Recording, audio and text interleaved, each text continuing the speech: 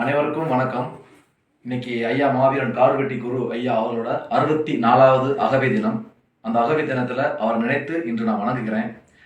அரியலூர் மாவட்டத்துல சமூக நீதி காக்கணும்னு சொல்லிட்டு 7 அம்பேத்கர் சிலையை திறந்து வச்சவர் இவர். அண்ணல் அம்பேத்கர் சிலை திறந்து வச்சு அரியலூர் மாவட்டத்துல இரட்டை கோலை முறை இருந்தது.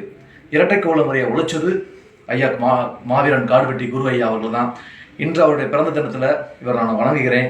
ஏன்னா தன்னுடைய மக்களுக்காக போராடினாரு. 2 டைம் சட்டமன்ற உறுப்பினராக இருந்தும் ரொம்ப எளிமையா வாழ்ந்தாரு. பணம் சம்பாதிக்கணும்னு ஆசைப்படல. கொள்கைக்காகவும் கோட்பாடுக்காகவும் வாழ்ந்து மறைந்த ஐயா இவர்.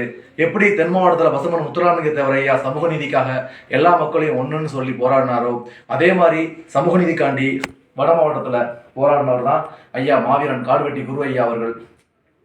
அவரை இறந்தது உண்மையிலே அந்த மக்களை அந்த மக்கள் முன்னேற்றத்துக்காக ரொம்ப தடையாகி போயிருச்சு. அவர் இருந்திருந்தார் அப்படின்னா கண்டிப்பா நேரத்தில் இவர் தமிழ்நாட்டில் தவிர்க்க முடியாத ஒரு தலைவராக இருந்திருப்பாரு.